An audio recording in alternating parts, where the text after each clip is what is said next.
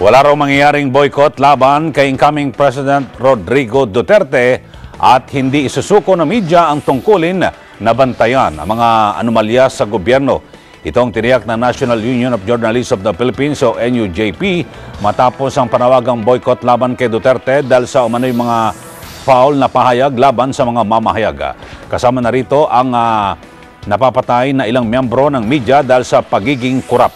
Pag-amin ng NUJP, may mga miyembro nga ng media na hindi makaiwas sa korupsyon pero hindi raw ito maaring maging batayan ng media killings. Katwiran ng grupo, may mga taga-media na nasasangkot sa korupsyon dahil karamihan sa kanila ay walang sapat na kompensasyon at hindi regular sa trabaho.